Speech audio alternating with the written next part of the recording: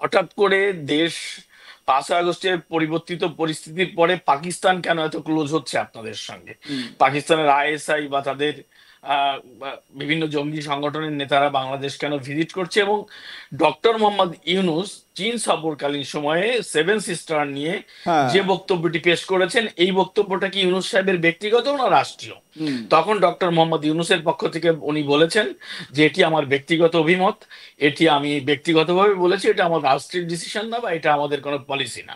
হুম। তো এটি মূলত এই বিষয়টি ব্যাপকভাবে আলোচনা হয়েছে। চীন এবং হুম। আহ, পাকিস্তান ঘনিষ্ঠতা নিয়ে ব্যাপক প্রশ্ন তোলা হয়েছে, বিশেষ করে ভারতের যিনি নিরাপত্তা উপদেষ্টা অজিত দোভাল এই বিষয়ে দীর্ঘক্ষণ তাদেরকে নানাভাবে প্রশ্ন করেছেন। শুধু এই যে দুজনের যে সাইডলাইন বৈঠক দুই হুম।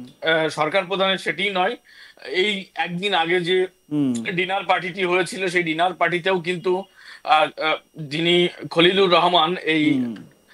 ডক্টর মোহাম্মদ ইউনূসের বিশেষ দূত খলিলুর রহমানকে কিন্তু অজিত দোভাল প্রশ্ন করেছিলেন, এবং সেখানে এটা নিয়ে তাদের মধ্যে দীর্ঘক্ষণ আলোচনা হয়েছিল হুম। যে চীন যে হঠাৎ করে সেভেন সিস্টারে চীনের ব্যবসা বাণিজ্য বাড়ানো এবং বাংলাদেশকে সহযোগিতা করার পরে হুম।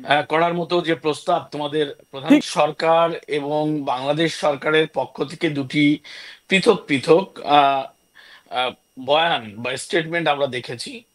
যেমন বাংলাদেশ সরকারের যিনি প্রধান উপদেষ্টার সচিব, প্রেস সচিব হুম। শফিকুল আলম, তার পক্ষ থেকে একটি স্টেটমেন্ট দেওয়া হয়েছে এই বিষয়ে। এবং ভারতের পররাষ্ট্র মন্ত্রণালয়ের যিনি মুখপাত্র রণদীপ জয়সওয়ালে, হুম। তার পক্ষ থেকে একটি স্টেটমেন্ট আমরা দেখেছি। তো দুটি স্টেটমেন্ট, দুই ধরনের আহ, বক্তব্য, আলোচনা আহ, কে ব্যাখ্যা করা হয়েছে। হুম। বিশেষ করে ভারত সরকার আনুষ্ঠানিকভাবে তাদের পররাষ্ট্র মন্ত্রণালয়ের মানে এক্সটার্নাল অ্যাফেয়ার্স এর যে মিনিস্ট্রির যে ওয়েবসাইট, হুম। সেখানে তাদের মুখপাত্র একটি স্টেটমেন্ট দাখিল করেছেন। সেই জায়গায় আমরা স্পষ্ট করে কয়েকটি বিষয় দেখেছি, এবং সেই বিষয়গুলো ভারতের পক্ষ থেকে বাংলাদেশের যে অন্তর্বর্তীকালীন সরকার, তাদেরকে বলা হয়েছে, এই বিষয়ে অবহিত করা হয়েছে। এটি হচ্ছে ভারতীয় সরকারের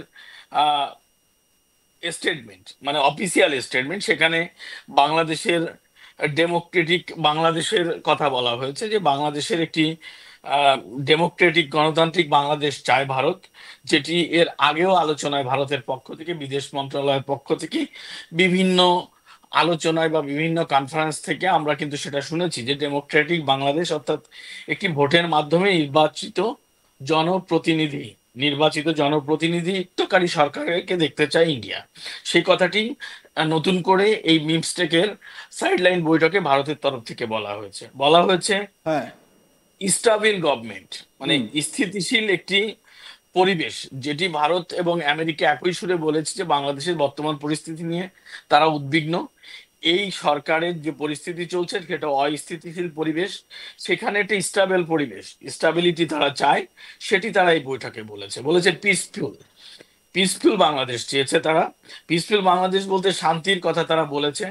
এই অশান্তির কথা যে বিষয়টি এসেছে সেটা কিন্তু বারবার প্রমাণিত হয়েছে। নিউ ইয়র্ক টাইমস এর মতো পত্রিকা সে রিপোর্ট করেছে যে হ্যাঁ। বাংলাদেশ স্থিতিশীল নয়, এটি অশান্তির মধ্য দিয়ে যাচ্ছে। সে বিষয়ে ভারত সরকার এটি কিন্তু তাদেরকে আহ স্পষ্টভাবে বলেছে। হ্যাঁ, এবং বলছে প্রোগ্রেসিভ প্রোগ্রেসিভ বাংলাদেশ দেখতে চায় ভারত। হ্যাঁ। মানে কোন ধর্মীয় গোঁড়ামি বা উগ্রপন্থাকে ভারত সমর্থন করে না, সেই বিষয়টি ভারতের গভর্নমেন্ট থেকে এই অন্তর্বর্তী সরকারকে বলা হয়েছে। হুম। আরেকটা হলো এনক্লুসিভ এনক্লুসিভ বাংলাদেশ বা এনক্লুসিভ পরিবেশ। হুম। এনক্লুসিভ পরিবেশ বলতে এটি ভারত সরকার একটি রাজনৈতিক ব্যাখ্যা দিয়েছেন, হুম। রাজনৈতিক কথা বলেছেন, যে বাংলাদেশের সমস্ত রাজনৈতিক দল, তাদেরকে তারা এই দেশে নির্বাচনে বা রাজনীতিতে সক্রিয় দেখতে চান। সেক্ষেত্রে এটি আওয়ামী লীগকেই তারা ইঙ্গিত করেছেন। হুম। এটা স্পষ্ট বোঝা যায় যাদেরকে এই মুহূর্তে রাজনীতি করতে দেওয়া হচ্ছে না। আর এখানে স্পষ্টত বলা হয়েছে, চিন্ময় প্রভুর বিষয়টি বলা হয়েছে, একদমই। যিনি হুম। চট্টগ্রামে আটক রয়েছেন জেলখানায়, এবং পাশাপাশি বাংলাদেশের যে সংখ্যালঘু নির্যাতন 5ই আগস্টের পরে হয়েছে 2024 সালে, সেগুলোর পরিস্থিতি কি সে ব্যাপারে ভারত সরকার বারবার অনুরোধ করা সত্ত্বেও বাংলাদেশ কেন কোনো ব্যবস্থা নেয়নি, বা ব্যবস্থা নিলে কি কি ব্যবস্থা নেওয়া হয়েছে, সেই বিষয়ে কিন্তু একটি আলোচনা করা হয়েছে। সর্বোপরি বাংলাদেশকে ভারত তাদের যে উদ্বেগের কথা বিভিন্ন সময় বলে এসেছিল, সেই বিষয়গুলোই কিন্তু ক্লিয়ার করেছে।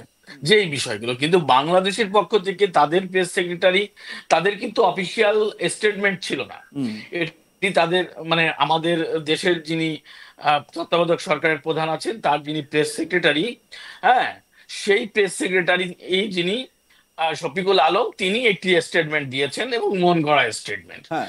এবং সেই স্টেটমেন্টে তিনি বলেছেন শেখ হাসিনার আচ্ছা, আমি ব্যাপারে আমি ঠিক আলোচনা এই হয়েছে। জায়গা থেকে শহীদুল ভাই আপনার কাছে একটা প্রশ্ন রাখবো, সেটা হচ্ছে গিয়ে ভারতের বিদেশ মন্ত্রী ডক্টর এস জয়শঙ্কর তিনি স্পেসিফিকভাবে একটা প্রশ্ন করেন, সেটা হচ্ছে গিয়ে চীন নিয়ে বাংলাদেশের অবস্থান কি এবং চীনের রাইট। সঙ্গে, হ্যাঁ মানে এই এই বিষয়টা ঠিক কি হয়েছে আলোচনা একটু যদি ব্যাখ্যা দেন।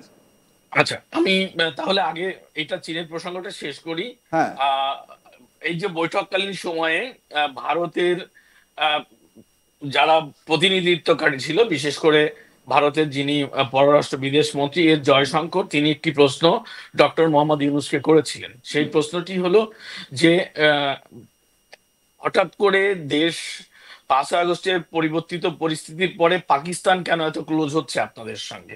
পাকিস্তানের আইএসআই বা তাদের বা বিভিন্ন জঙ্গি সংগঠনের নেতারা বাংলাদেশ কেন ভিজিট করছে? এবং ডক্টর মোহাম্মদ ইউনূস চীন সফরকালীন সময়ে সেভেন সিস্টার নিয়ে হ্যাঁ। যে বক্তব্যটি পেশ করেছেন, এই বক্তব্যটা কি ইউনূস সাহেবের ব্যক্তিগত না রাষ্ট্রীয়? হুম। তখন ডক্টর মোহাম্মদ ইউনূসের পক্ষ থেকে উনি বলেছেন যে এটি আমার ব্যক্তিগত অভিমত, এটি আমি ব্যক্তিগতভাবে বলেছি, এটা আমার রাষ্ট্রের ডিসিশন না, বা এটা আমাদের কোনো পলিসি না। তো এটি মূলত এই বিষয়টি ব্যাপকভাবে আলোচনা হয়েছে। চীন এবং আহ পাকিস্তান ঘনিষ্ঠতা নিয়ে ব্যাপক প্রশ্ন তোলা হয়েছে, বিশেষ করে ভারতের যিনি নিরাপত্তা উপদেষ্টা অজিত দোভাল এই বিষয়ে দীর্ঘক্ষণ তাদেরকে নানাভাবে প্রশ্ন করেছেন। শুধু এই যে দুজনের যে সাইডলাইন বৈঠক দুই সরকার প্রধানের, সেটিই নয়, এই একদিন আগে যে হুম। ডিনার পার্টিটি হয়েছিল, সেই ডিনার পার্টিতেও কিন্তু আহ, আহ, যিনি খলিলুর রহমান, এই হুম।